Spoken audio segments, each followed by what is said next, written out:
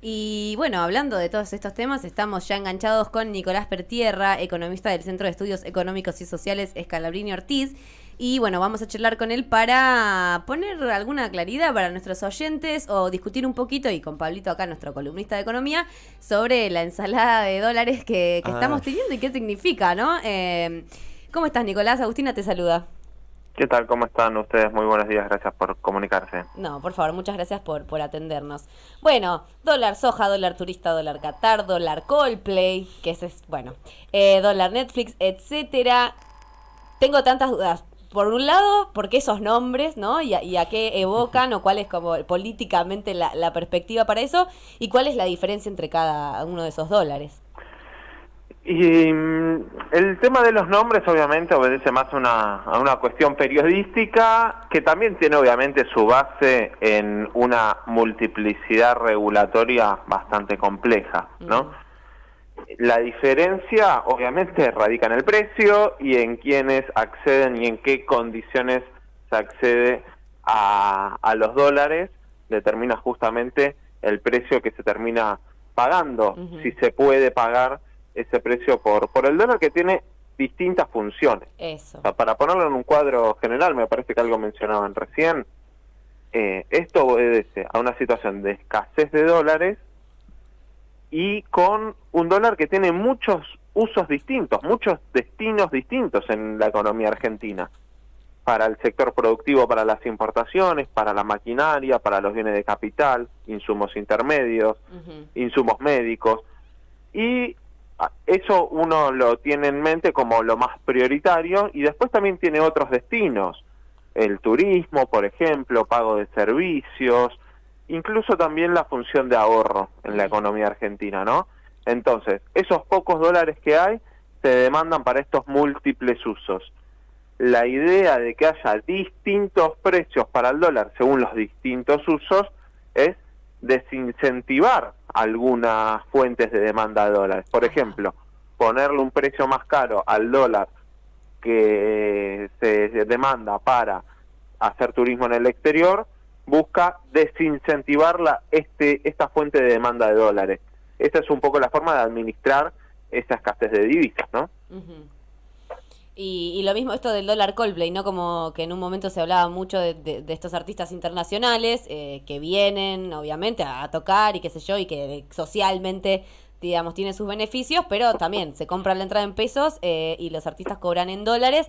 ¿Qué significa eso para las reservas, digamos? Porque es una medida que se toma que se toma de manera económica y que tiene algún sentido o aporta a esta situación en la que está Argentina con la deuda y con las reservas, etcétera. Bueno, básicamente se relaciona con lo que describamos recién, una cantidad de dólares que no alcanza para satisfacer, digamos, todas las fuentes de demanda de dólares que tiene la economía argentina. Entonces, esos dólares, las distintas fuentes de demanda compiten por esos pocos dólares.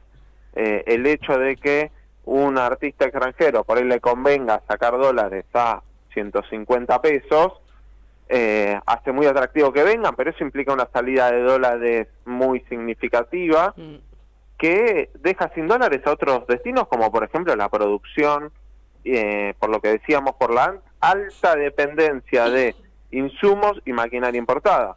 Entonces, si se termina forzando, ¿cómo se resuelve esto tradicionalmente en las economías?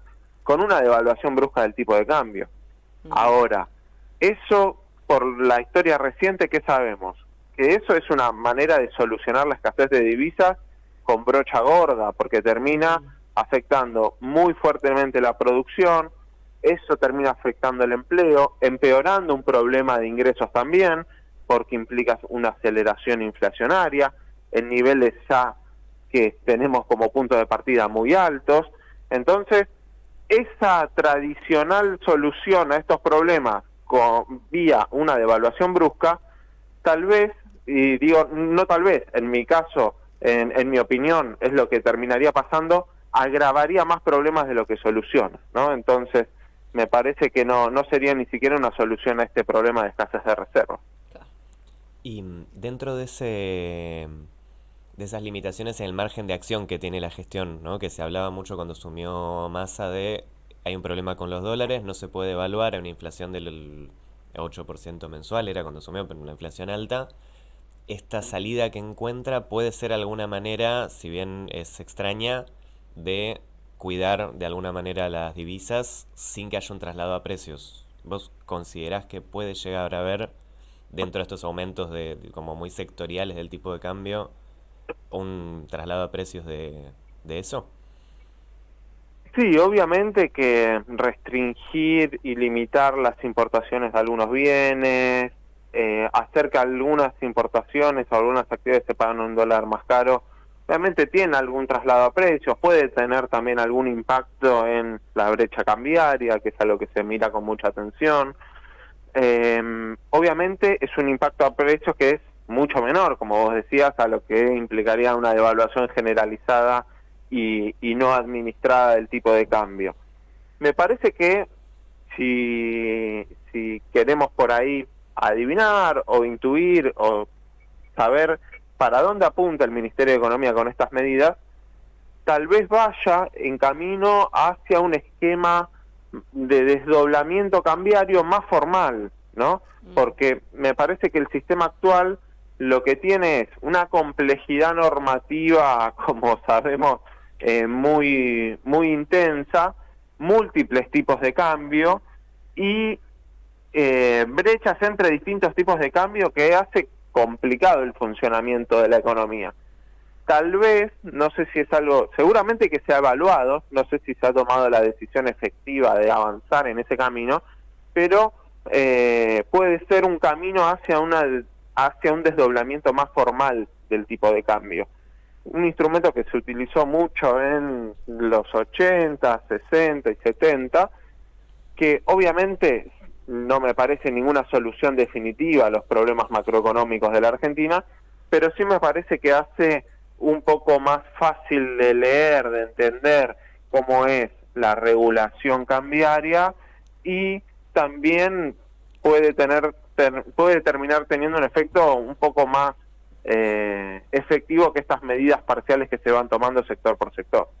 Bien, ¿y te imaginas un futuro de esas características? O sea, en el próximo año de gestión, un desdoblamiento más formal que pueda de alguna manera matizar ese traslado de precios y tratar de acotar la demanda de dólares que está viendo. O sea, como que el futuro del año próximo te lo imaginas de esas características. Y me parece que es un escenario posible, sí. Obviamente que un escenario de un desdoblamiento formal no está exento de tensiones, disputas, intereses y lobbies, porque ¿qué es lo que pasa en esos esquemas? Todos los que quieren importar cualquier bien intentan hacerlo al dólar más barato, ¿no? Para pagar menos por cada dólar. Claro. Entonces todos quieren pasar a pertenecer a un sector esencial. Y todos los que exportan quieren exportar al tipo de cambio más alto, Claro. ¿no? Obviamente, esas tensiones aparecen. Y ahí es necesaria una firmeza del equipo económico también y un alineamiento de toda la política para sostener, digamos, ese esquema. Ujú.